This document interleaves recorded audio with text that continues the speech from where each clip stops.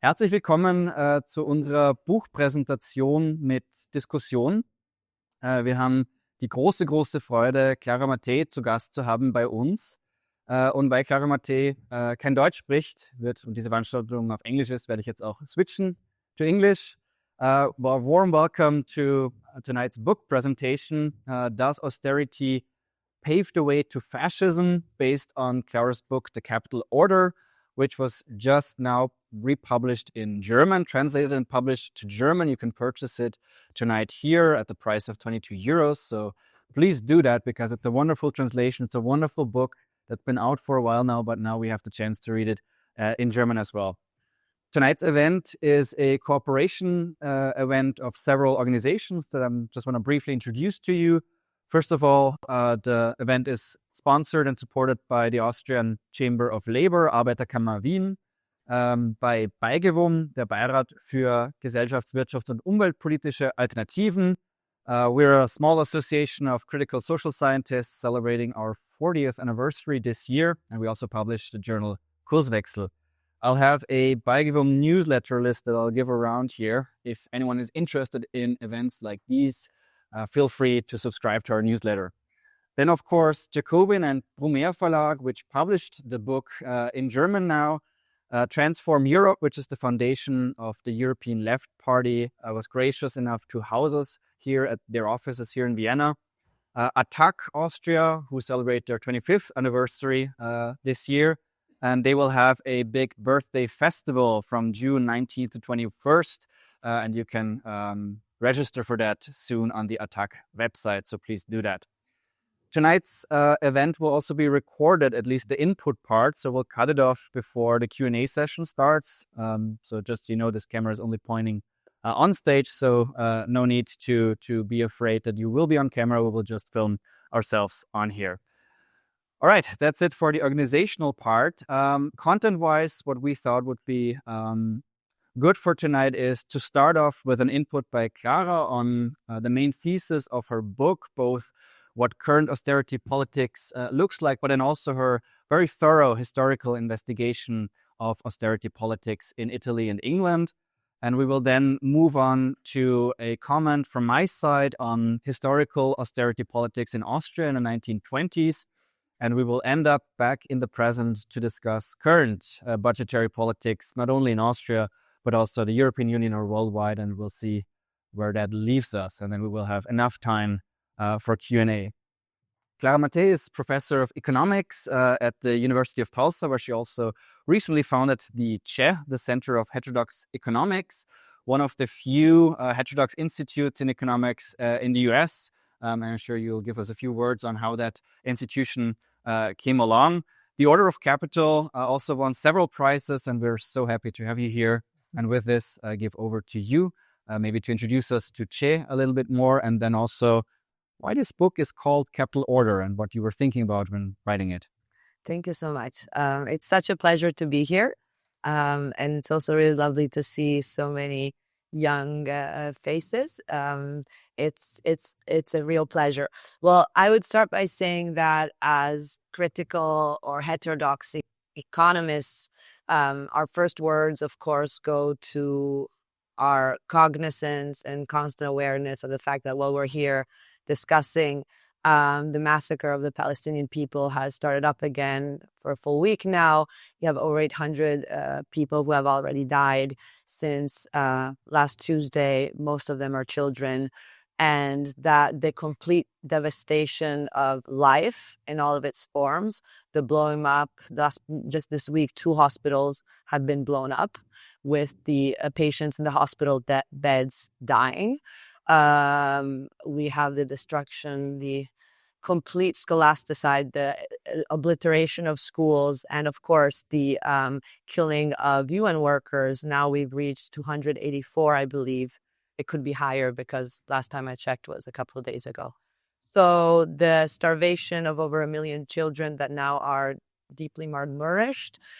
This phenomenon that we're seeing in front of our eyes, while basically our establishment is silent and actually supports, is not a separable problem from our economic system.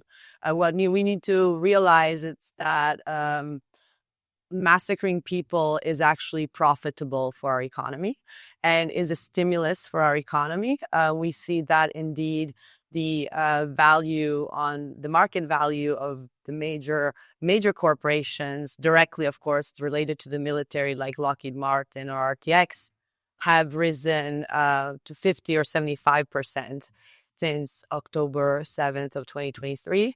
And a year and a half later, indeed, there is a huge economic boom in many corporations that are connected deeply to this massacre. So it is very important for us to avoid the compartmentalization that is so dominant in how we look at the world. And this is, I think, really what critical thinking is about. It's about wearing a lens, actually, like adopting a lens that allows us to think deeper about social issues, connecting it to the drivers of our economy. And fundamentally, are you hearing me all right?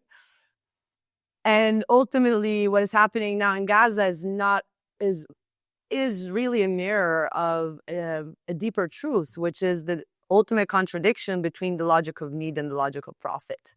And this is something that has to be said out loud, because I do think right now many people are feeling it on their own skins, even in a privileged place like Austria. There is a clear sense by which our economic system is showing all of its signs of unsustainability, of human unsustainability. And we need to confront it with knowledge that is actually empowering. And I do think that what is sad, but at the same time, I hope, at least I'm proud of offering, is a lens on austerity, which is such a fundamental tool of preservation of consensus for our economic system through a historical reconstruction. I do think that the historical reconstruction of this book offers insights that are very relevant to understand very present day economics. And of course, the fact that, for example, the rearmament of Europe, and the fact that, for example, Joe Biden beat the record of how much the United States spends on the military, reached $916 billion. This subsidizing of the state to the private military industrial complex is completely in line with the logic of austerity. So this is very important, is that now the conversation is, Europe is rearming. There's also a sense by which you can even all of a sudden get rid of the deficit rules to rearm. This must be something different from austerity. No. What you see, and in the historical work, is that the definition of austerity that we normally use is a definition that is blinding us to what austerity is really about. Austerity is not, as you read everywhere, budget cuts and tax increases. This definition is empty. Why is it empty? Because it doesn't really tell you who wins and who loses. It doesn't really tell you where the resources are actually channeled towards. And what you find out is that historically, austerity has nothing to do with the state stepping back, retrieving, to leave the supposed market that is so spontaneous on its own to flourish. It's quite the opposite. What this story tells you is that the market, to even exist, has to be founded upon a political order, what I call the capital order. And this is an intuition that, of course, is developed by Marx. And the whole point of critique of political economy in his work is to say capital as money, as GDP growth, as wealth, is based on a social relation, which is a political relation. And it's a relation that presupposes that the majority of people globally has no other option but to go work for a wage in order to make a living. This market dependence that connects us to the fact that we are subordinated to exploitation. And when I say exploitation, I don't mean just bad jobs and, evil bosses. What I mean is the structural fact that we lose agency in deciding what is being produced and how once we sign the labor contract and we go work for someone else. And that the value we produce is much more than what we get in our paychecks, okay? And I think actually, again, to make sure that we understand how this wage relation that is so foundational to our economy has nothing to do with how much you make. It isn't really, I think, emblematic to think about the Google engineers in New York, for example, that last year decided they didn't want to comply with Google selling to the Israeli military a bunch of fundamental AI that was used to target Palestinian civilians. And their option there was either to get fired or to resign. They could not change the decisions that were being made by non-workers in how and what the corporation was producing, all right? So this fundamental capital order has nothing spontaneous to it. And this is something that history emancipates us from. The eternality of capitalism is mere fiction. It's a fiction that helps a lot, but it's really, really profoundly historically problematic. What you find out is that the capital order has to actually be constantly safeguarded and protected. And this is what austerity does. Austerity does not balance the budget, does not secure financial prudence. What it does is secure the wage relation, secure private command over investment, secure the capital order. And this is really important because it is a change of perspective from how the debate on austerity usually happens. Austerity, and that's why I actually started this research in the first place. I started this research a long time ago, in 2013. It's a long time ago. When I was doing my PhD and I was living in Italy and Mario Monti was in power and, we were going through a good dosage of austerity. And the debate in economics was so dry. It was all about whether austerity was delivering on or not on its promise of balancing the budget and potentially having the economy grow, right? And so we had the expansionary austerity, a theory that tells you that, of course, supply-side economics helps boost the economy and thus resolve the deficit problem. And those Keynesians who told you, no, it never works. And historically, there's so many examples that show how actually applying austerity has driven countries to further dependence on foreign markets and ultimately further debt traps, all right?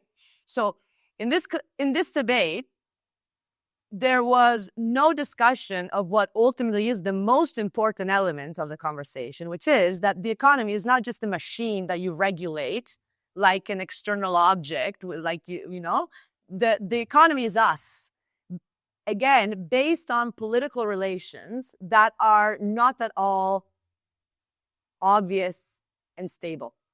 And what you find out, actually, the story I tell is if you look at one of the moments in which austerity emerges very explicitly, it emerges exactly to counteract possible alternatives to capitalism.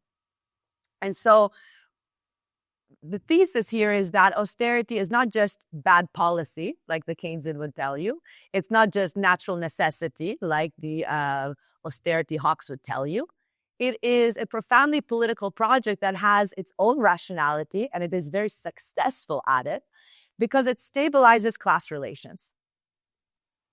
And this is crucial, I think, to understand what is happening still today. So maybe briefly, I can just tell you the book is basically organized in two parts. The first part addresses a history that is rarely told. And again, I think we need to understand the responsibility, the intellectual and political responsibility of academics who pick and choose what they study. And because, of course, what you study has political consequences, either in preserving consensus or in trying to break away from certain conceptual traps that are then also material traps. Well, the first part of the book tells the story about what happened with the First World War, which is a fundamental existential crisis of our economy. And it's interesting because scholars of the interwar years never really focus on 1919, 1920. They usually focus on 1929, 1930, when the system was again reasserted, and you focus on the Great Depression, right? That's usually what you talk about if you think about the interwar years. Well, it's very interesting because if you look at the Great War, you find out how the Great War, a moment of unprecedented politicization of the economy, in the sense that the state had no option but to intervene drastically in regulating production and distribution and in disciplining workers to make sure that the production was fast and efficient enough to win the war. Well, this shock to the capitalist economy until that moment had a profound effect of opening up spaces for political imagination in ways that are truly fascinating. And the whole first part of the book is a reconstruction of all the different experiments with post-capitalist societies that were emerging not in Eastern Europe, but in the hub, the heart of Western capitalism. The parallels between Italy and Britain, and how the call for worker self-management was extraordinarily popular, even in Britain. And this was so popular that even the British Parliament had to fundamentally come to terms with the fact that potentially the nationalization of coal, the main source of energy, and the self-management of coal mining from the part of workers was a possible better solution than what had happened until then. So they discuss it even in Parliament with the Sankey Committee, and they are actual realities opening up, even from the bureaucrats in power, not just from the radicalized working classes. So I draw a spectrum of different possibilities for economic reconstruction after the war, from the more radical to the less radical, but they all had in common the idea that the logic of profit was obsolete and was ultimately detrimental to the majority's interest. And so the example, just to mention one that I possibly prefer, is in chapter 4, I dedicate a whole study on the experiment of the occupation of factories in Italy in 1919, 1920, with Antonio Gramsci and his comrades leading the factory council movements in Turin. That spread like wildfire to the point that in the summer of 1920, the majority of factories in Italy were occupied and the majority of land was taken over by peasants. So a moment in which there was really a heavy questioning of the capital order and the two pillars, again, private command over investment and wage labor, that ground our economy today. So in all of this fervor, of course, the elite who had benefited from the system until then, it doesn't stay and watch, doesn't just like accept. It gets organized in a very, very efficient way. And what's interesting is that you find out how powerful austerity as a recipe to protect and to fundamentally rescue the crumbling capitalist system is. And so the second part of the book is all about how the austerity agenda is created and implemented throughout Europe. The focus is again on Britain and Italy. I'll tell you why in a second. But I do want to say that the book starts with the first international financial conferences, in which the austerity template is very clearly imagined. And what you see is that for the first time, economics professors are brought as the main advisors. Representatives of labor were not admitted at the conference. And the conference in this way represented itself in Brussels as a very scientific, objective worldview, because who was called was not the representatives of the political parts, but economists. So the story has as protagonists economists who participated in envisaging and then implementing what I call the austerity trinity. So what I would like to do in the next 10 minutes before I turn it over to you is one, potentially tell you a little bit about the austerity trinity, and two, tell you a little bit about the ideas backing these economic policies, and fundamentally then a conversation about the de-democratizing process that is intrinsic to the austerity logic and how it played out both in a liberal setting in Great Britain and in a fascist setting in Italy. So briefly, again, I told you how we have to rethink the definition of austerity to make sense of what's happening today. Well, the way you rethink it is by looking at historical processes. And what you find out is that at these conferences, as well as in the chambers of the British Treasury and the committees of the Italian fascist government, a trinity of policies was very clearly envisaged. The first was what we can call fiscal austerity, which is the one we usually focus on when we think about austerity. And again, it has nothing to do with just cutting the budget and increasing taxes. It has all to do with cutting social expenditures, specifically. Housing, schools, education. I know there's plenty of cuts envisaged in Austria right now. I'm currently in the United States, in which Donald Trump is, of course, bringing the logical austerities to its extremes, menacing to close down the Department of Education, eliminating Social Security, Medicaid, food stamps. But this is, again, something you already saw in 1920, when the motto was consume less, produce more.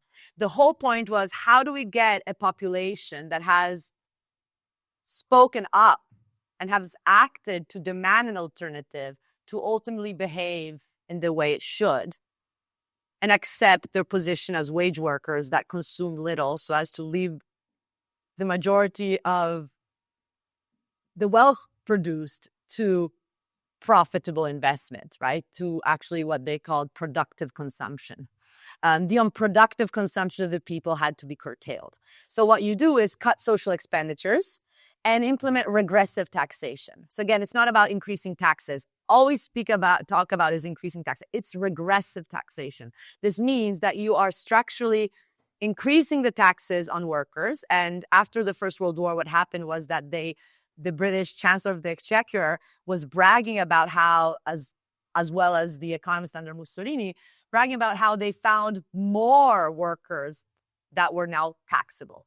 So you enlarge the taxation basis, you have the poorest get taxed, you increase the consumption taxes, for example, on bread, on liquor, on cigarettes, which was very popular in that time, while you got rid of all of the progressive taxation that actually was implemented in 1919 because of the pressure of the workers. So this was about blocking super profit taxes, eliminating inheritance tax. Mussolini got a lot of applauses because he got rid of inheritance taxes and other taxes on profits. So this is, again, something that resonates with us.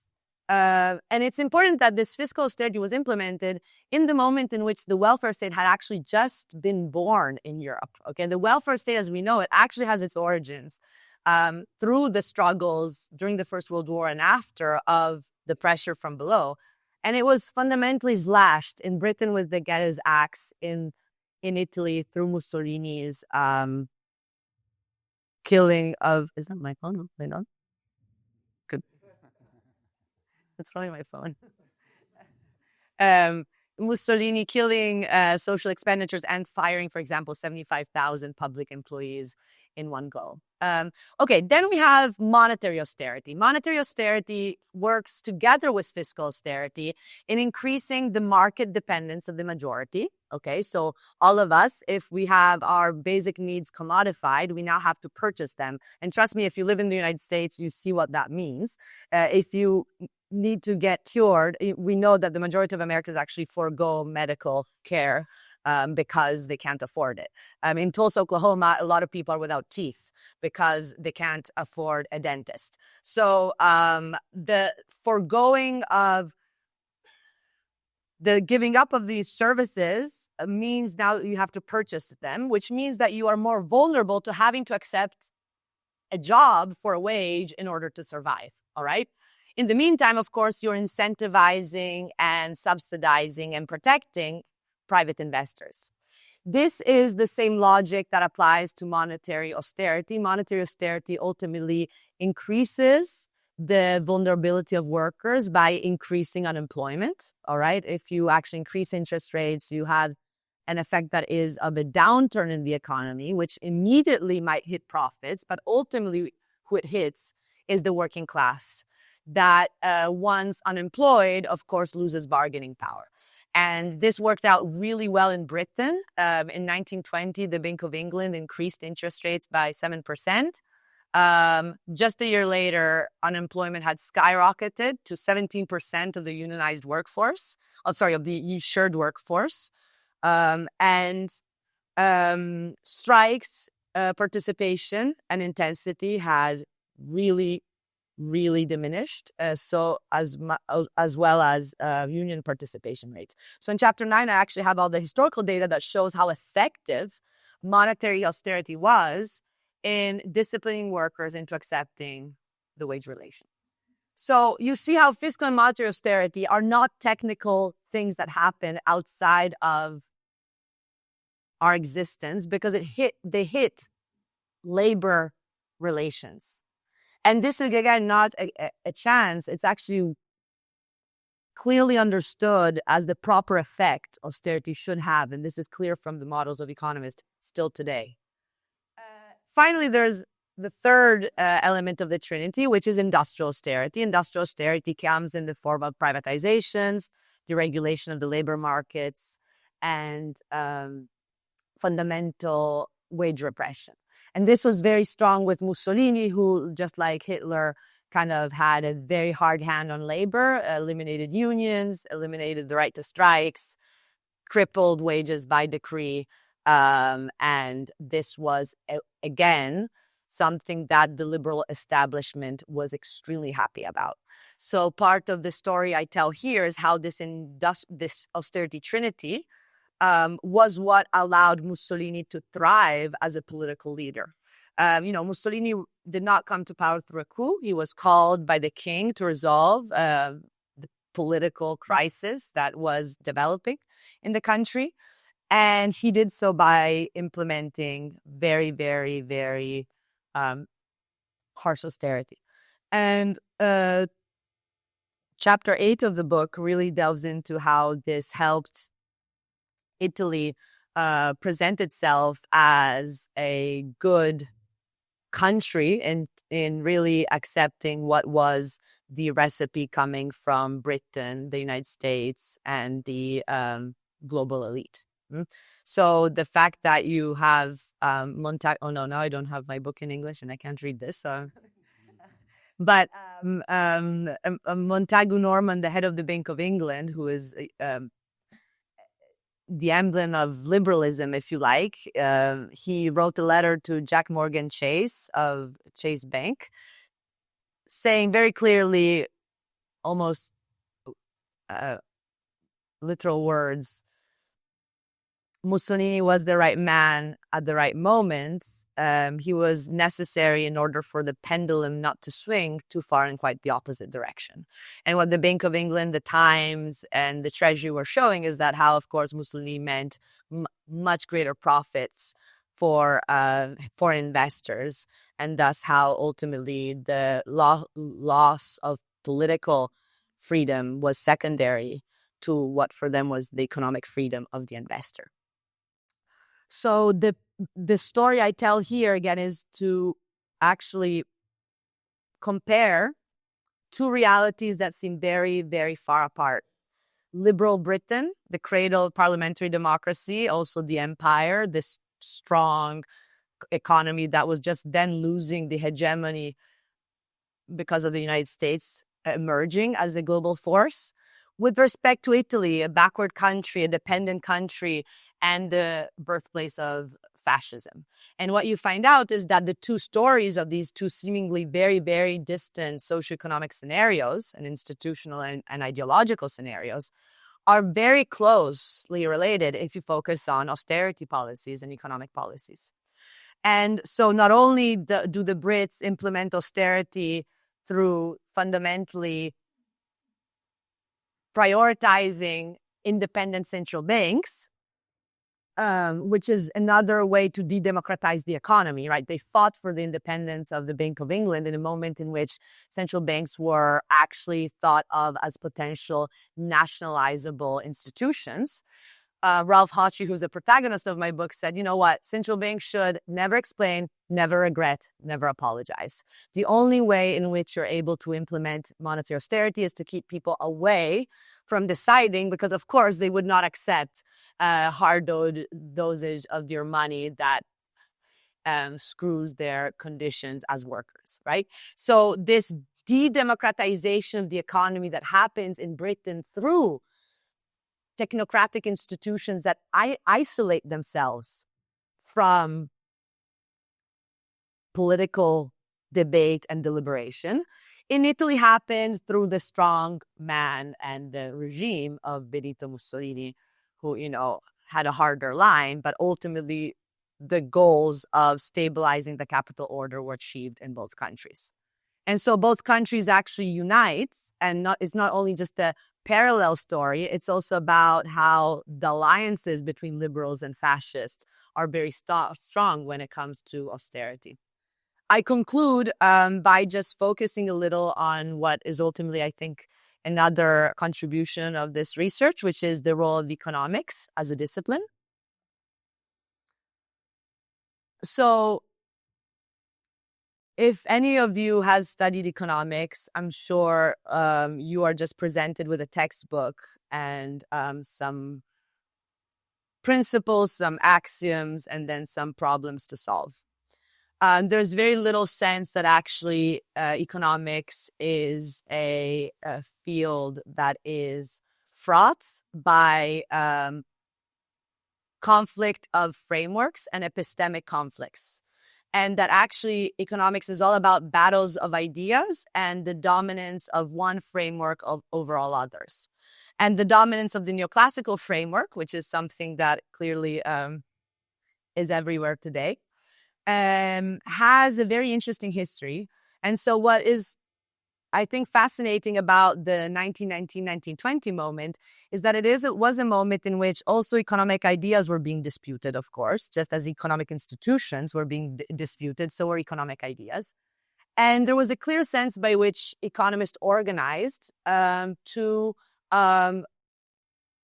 diffuse and strengthen what is the so-called pure economics. So we have the real diffusion of this paradigm shift from what was political economy in the Marx and Ricardian tradition that really focused on the labor theory of value. So again, the idea that ultimately value is derived from unpaid labor and that the worker is at the center of value production in a capitalist economy, to a framework that expels the worker from the scene fundamentally, to substitute the worker with the saver investor, and expels classes altogether to substitute the world with individuals who do not have conflict with one another, but are actually in harmony.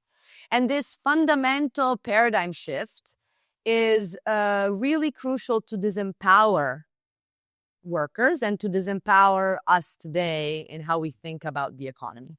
And what's interesting is that we take this for granted because we don't see how the assumptions were deeply political. But if you go and look at when it happened, especially with the economists, both in Italy and in Britain, really, you find out how classist this shift was and how political it was and how it was embedded in the struggle by which Maffeo Pantaleoni, and again, I'm sorry I didn't bring my book because I did want to read some quotes, but I forgot it. Maffeo Pantaleoni, for example. Do you have it? Yes. I'll read you. I think it's better than if I just try to say it. Thank you. I appreciate it. Thank you so much. I should know where things are. This is a new paperback edition, so it's not... Okay, yes.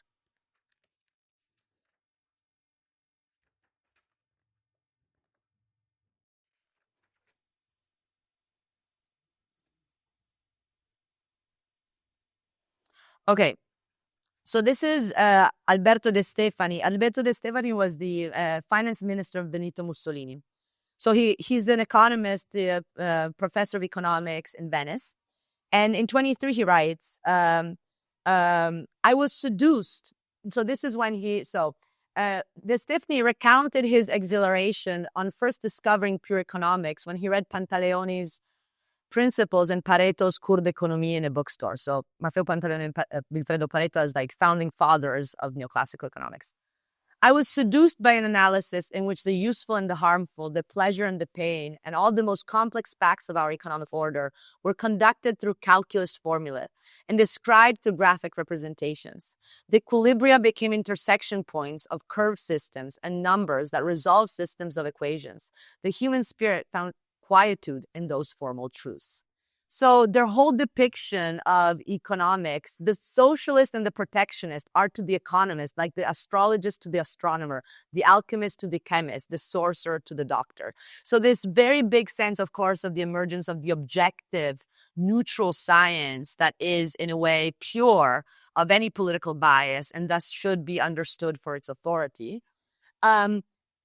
Is very strong. But what is interesting is that if you pair it with what these same economists were writing on the newspapers, you realize how politically motivated this epistemic turn was, right? So the epistemic turn was ultimately a very powerful political tool. Claiming that economics was apolitical was a profoundly political move that had enormous success in convincing us that ultimately austerity were the only option and the only necessary option in this world.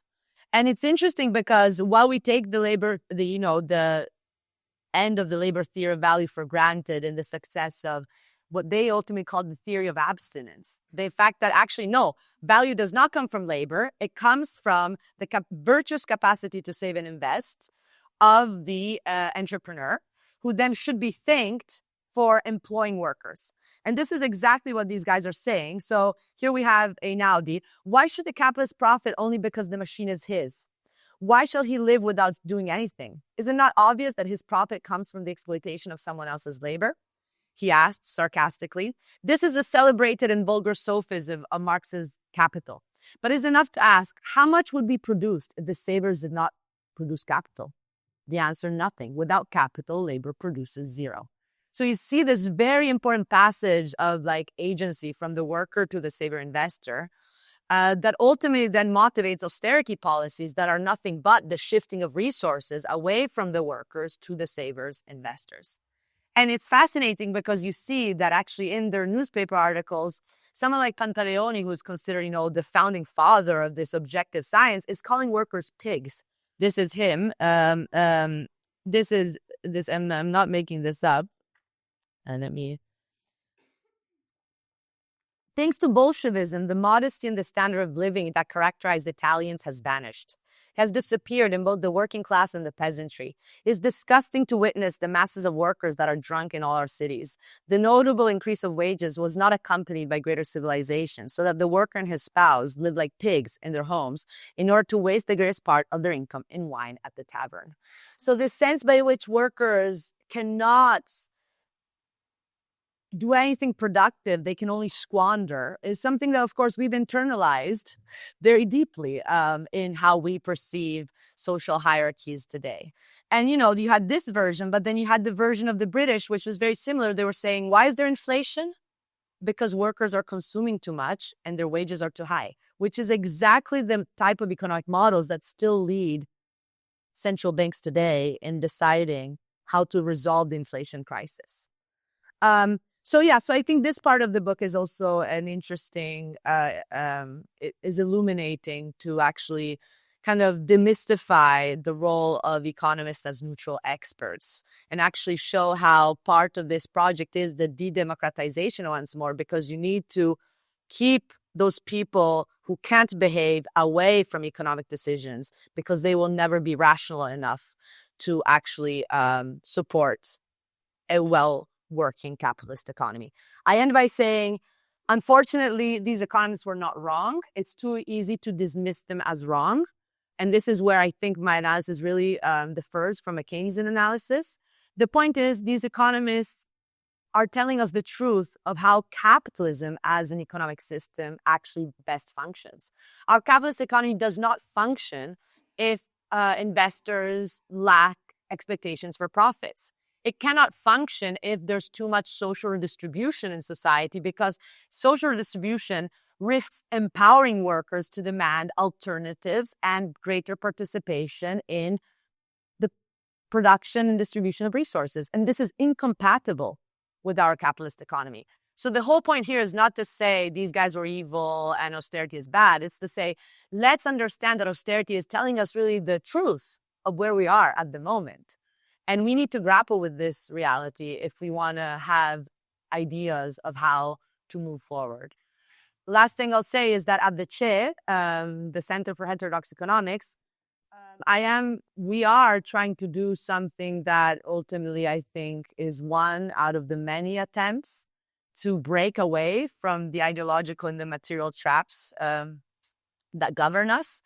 And the idea is to say that academics are very responsible for the current state of affairs because they participate in just being removed and enjoying writing books and just becoming famous and going to conferences and speaking to themselves. So I saw a lot of this, even in a non-suspected place like the New School, a lot of, ultimately Marxian economists who then did not want to participate, for example, in the fact that we had solidarity with our students when they were protesting against the university's support for the massacres in Gaza. And I think ultimately this is why it is important to understand the role of thinkers and academics differently. And at the CHE, we're trying to really offer a space where we can learn from the social struggles and accelerate those movements that are already in action. And this is, I think, at the beginning, but it does offer a different way of understanding how knowledge is produced and what economists have to contribute in order to trying to offer a little bit of insights and potential for a different economic system. Our events are all on our YouTube channel. We have one a month. The next one is coming up on April 5th. It's on the housing crisis with scholars that have been both thinking about it theoretically, but also kind of practicing. For example, a couple of them actually been working with the Mexican government right now, who has pretty interesting social housing reform projects that are against the current. Yeah, so that's a little bit about the book and about the center. And now I turn it over to you, and it's going to be a very interesting conversation more about Austria. Thank you. Well, thank you so much.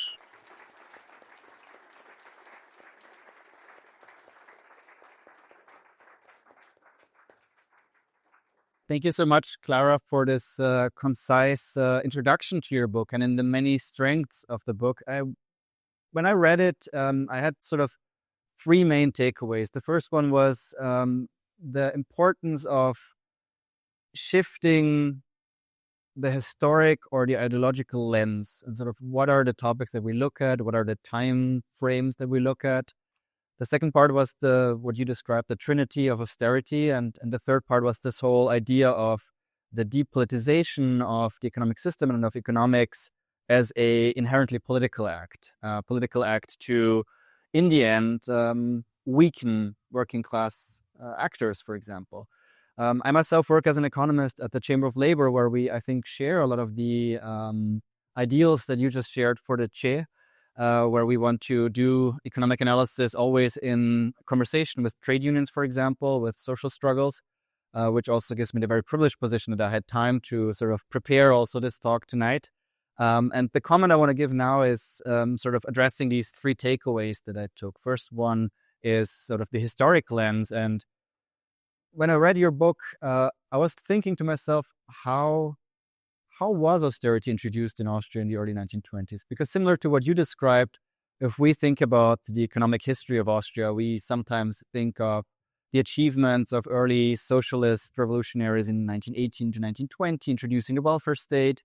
We then have this dubious era of high inflation, sort of civil war, and we have Austrofascism, and then we move on.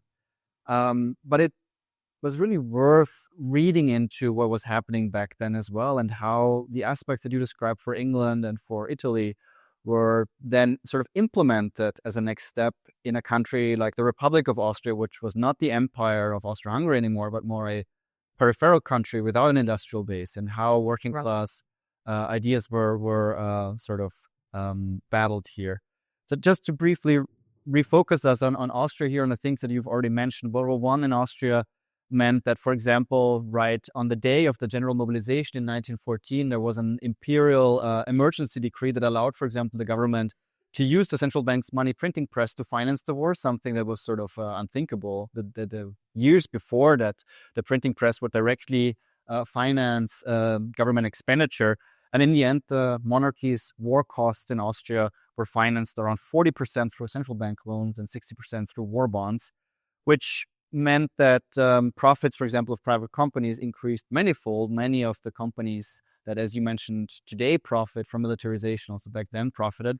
But it was also an era of socialization of investment, we would call it nowadays, right? Where the state had a stronger role in planning.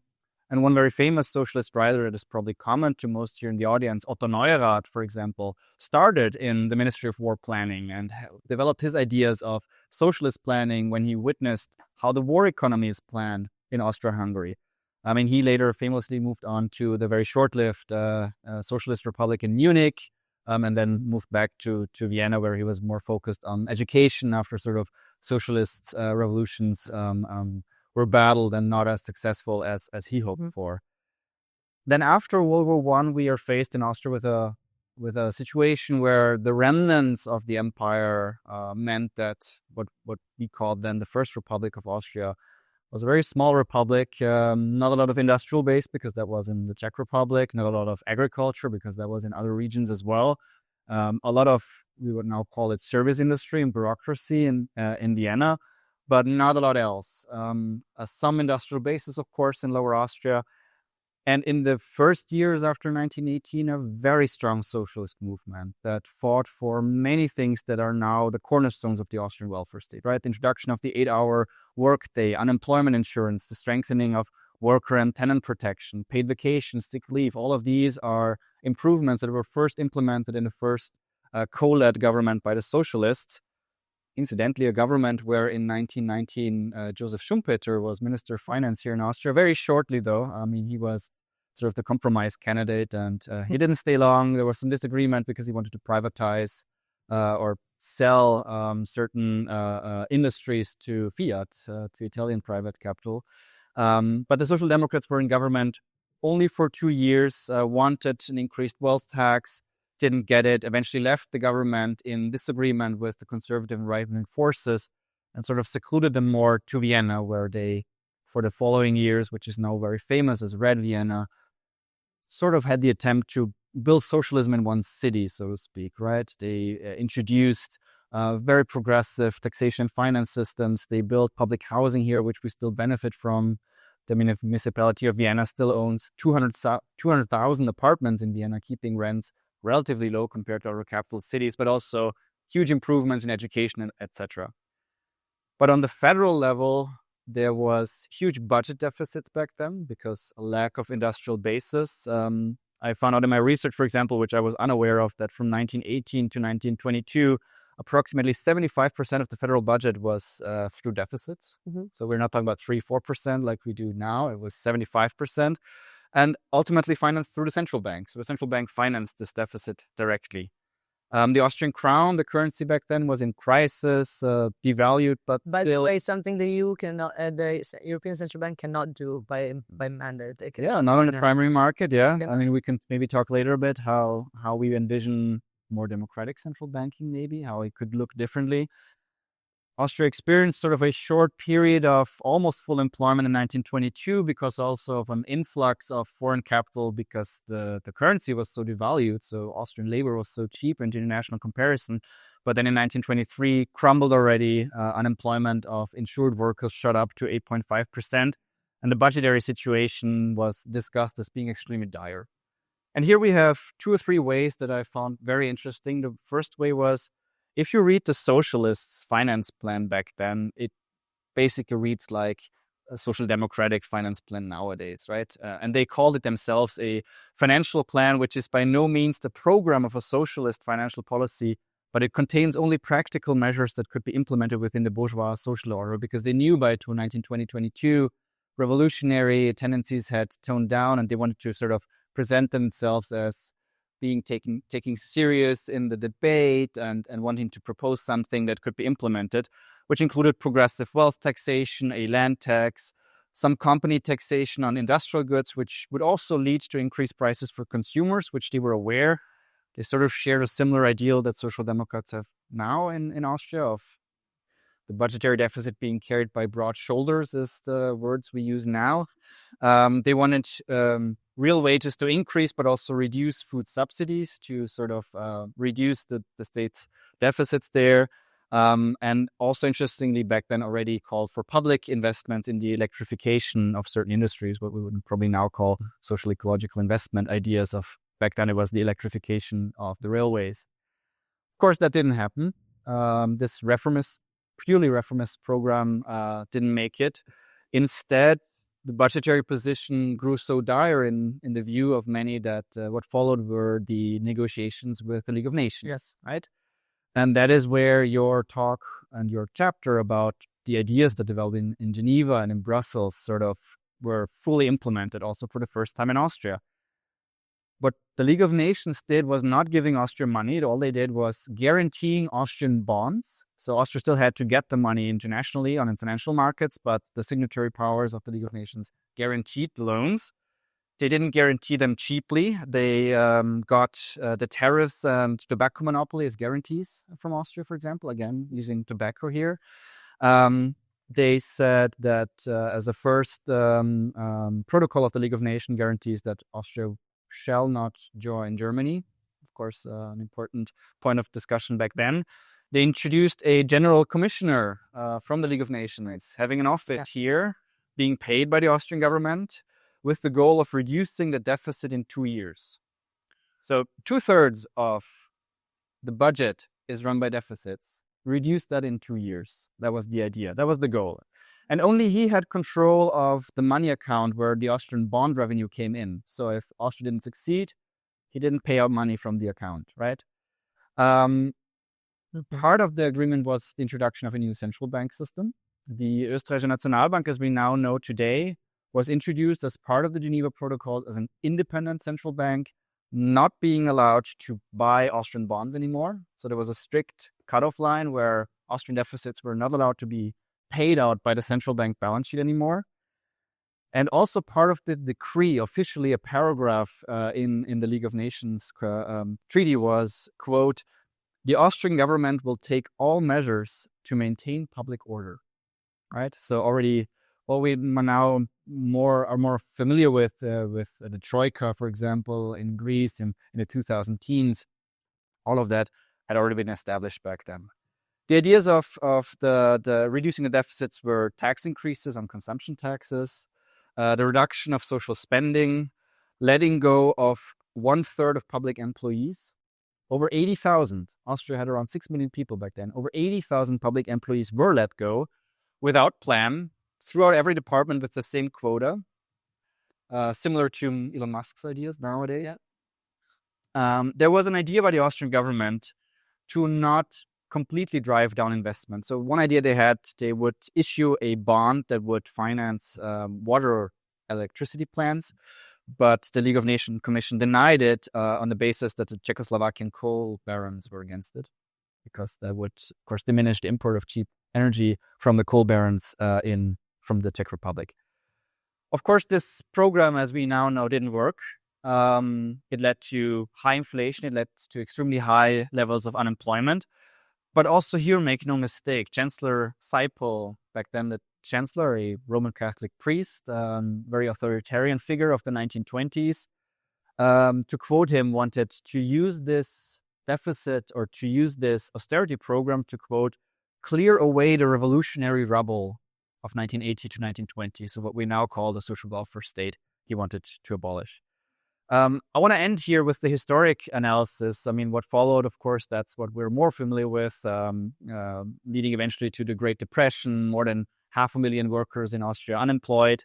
And then eventually in 1933, when a second round of austerity was put into place, the railway union, being the strongest one in Austria, called out a general strike, or led a strike of railway union workers. The government crushed the strike, and this debate about how the government reacted was this infamous parliament session where the parliament then was eventually dissolved by then later dictator Dollfuss, who aligned with Mussolini and introduced Austrofascism, where we sort of have the first answer to the question that we posed for tonight: does austerity lead to fascism? In the historic example, we can see a lot of parallels to your case study of Italy and England, also in Austria.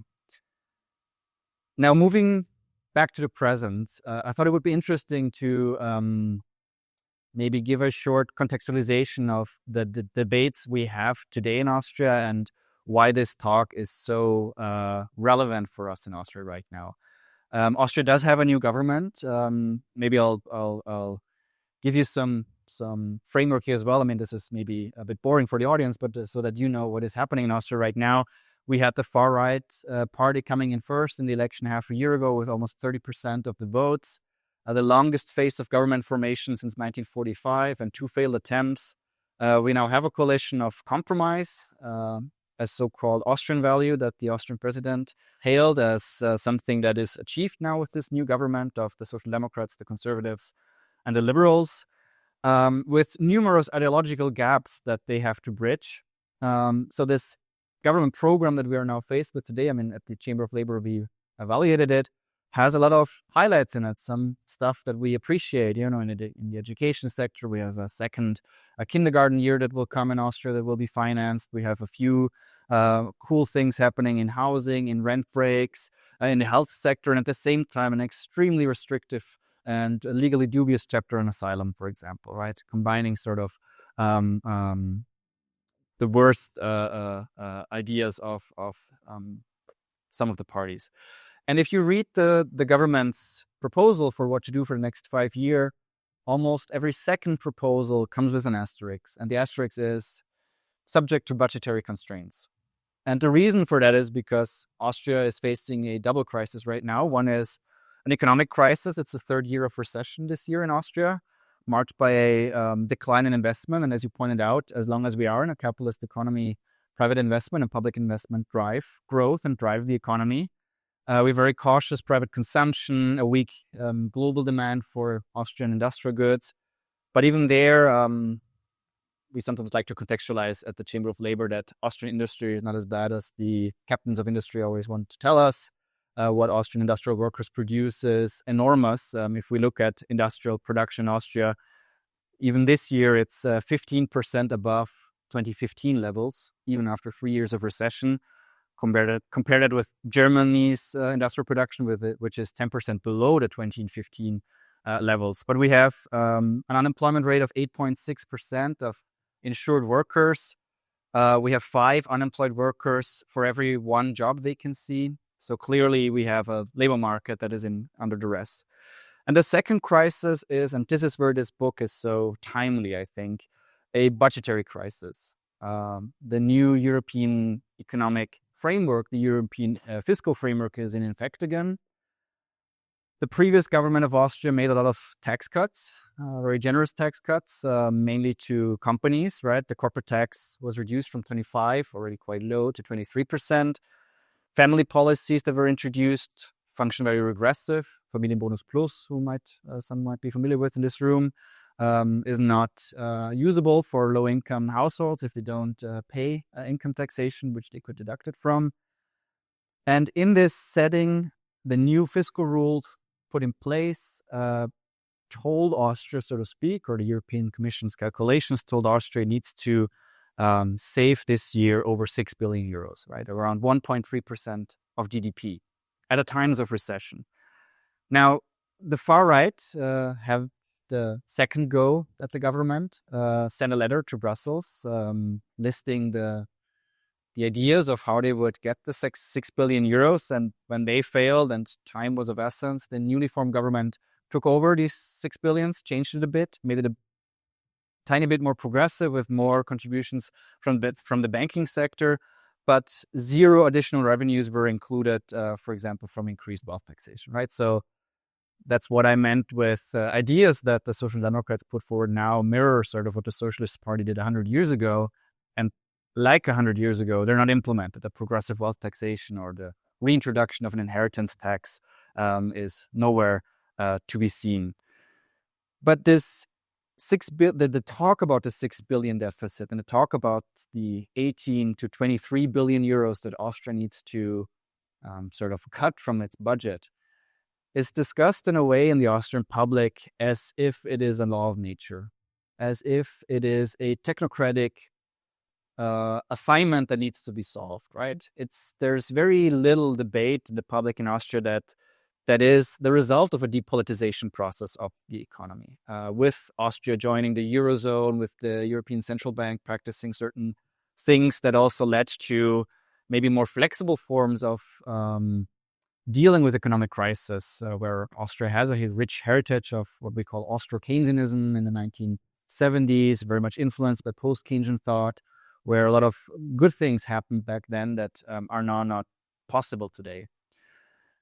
I want to end with two things here. One is to take a short look at the power blocks involved in Austria, and the second look at the austerity trinity that you laid out. The first one about the power blocks is who are the social actors today dealing with this double crisis? I mean, we could also expand it to a triple crisis with the ecological crisis as well, which is also not very well addressed in the new government platform. If we look at the power blocks, we have the Chamber of Labor, the Austrian Trade Union Federation, which is a unitary union, which still relies on a lot of successes it hasn't had in the past and still produces a lot of successes in the collective bargaining arena. I mean, Austrian workers have a collective bargaining coverage of almost 100%. Real wages in Austria are higher than 5 years ago compared to other European countries. So that's not sort of the biggest issue right now, but still struggling with high unemployment and low and declining union density. So more radical ideas can be put in place if you don't have union organization locally. And at the same time with the new government, including the Social Democrats and trade unions being a part of that, you are now part of the government. You want to make a budget deficit program as socially just as possible, but accepting the deficit program as is in terms of the values that need to be generated.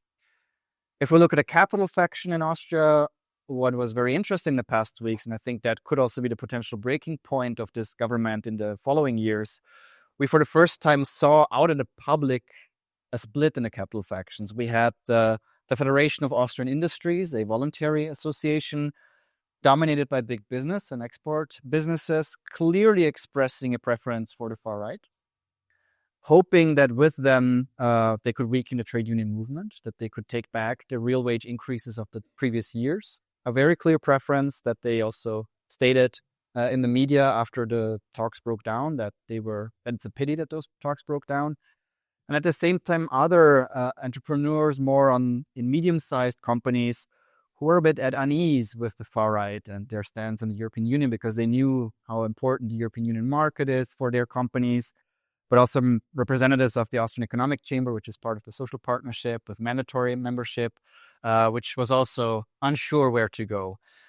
But ultimately, this later faction prevailed, but we'll see in the upcoming years if the first faction can use certain breakpoints in adjusting the deficit as maybe call for snap re-elections.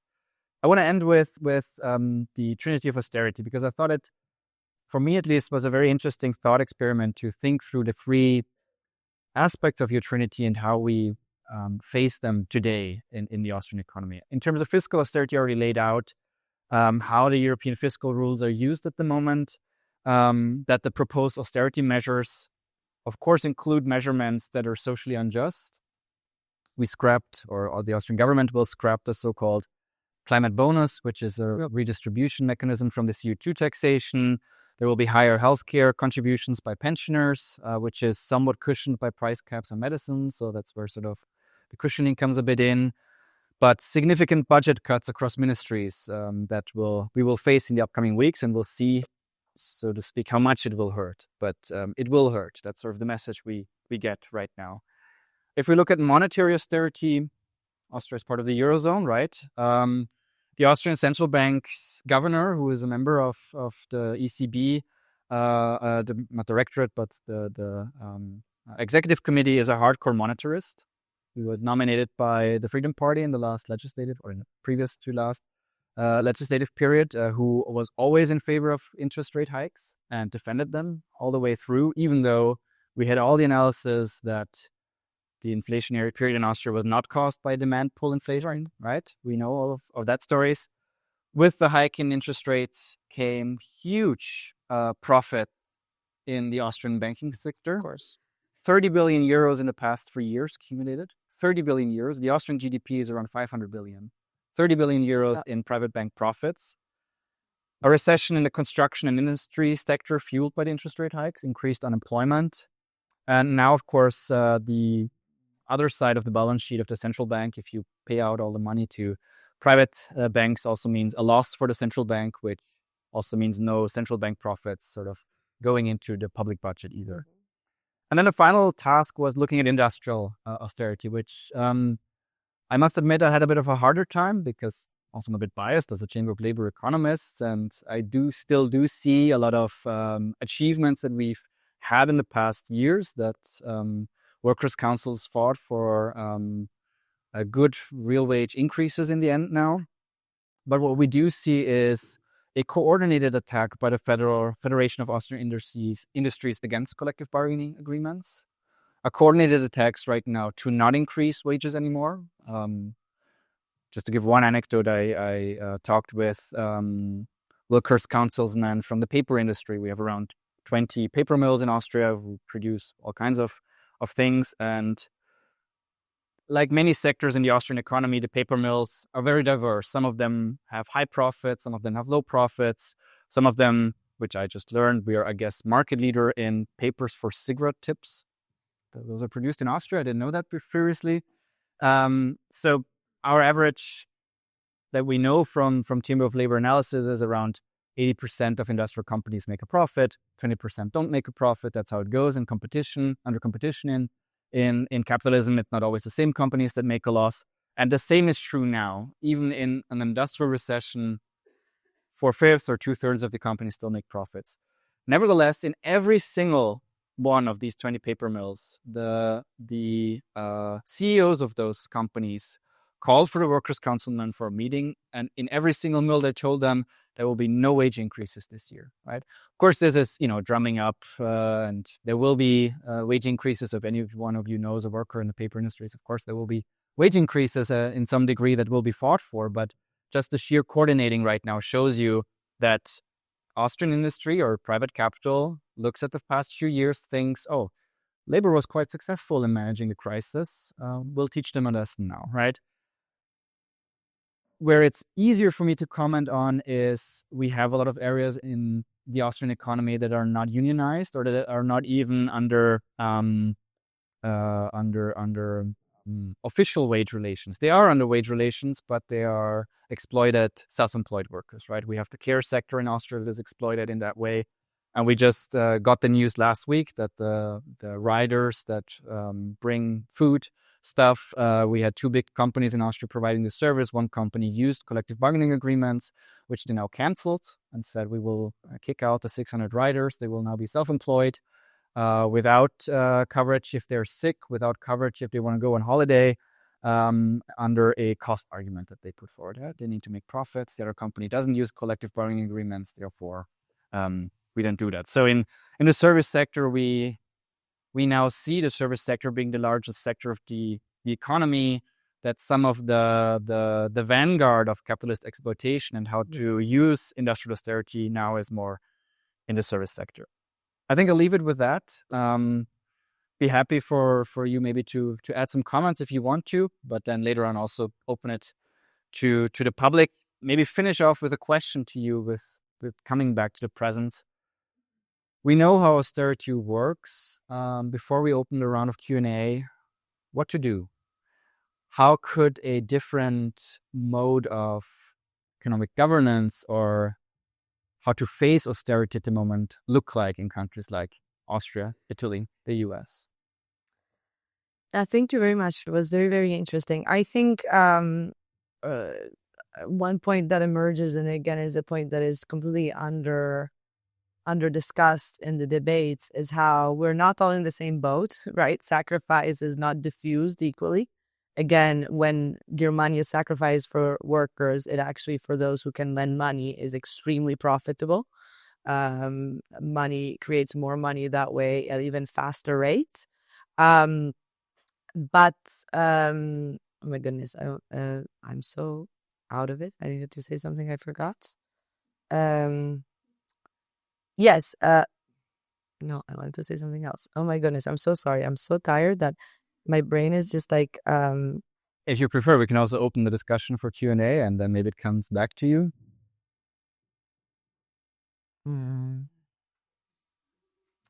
Yes, I don't think it's gonna come back now. So yes, let's do that. Sorry. Yeah, I guess so. Let's just do that. All right. Maybe we'll come organically anyways, the points that you wanted to raise. No, I mean, I needed to say more time now. It was also a good point, but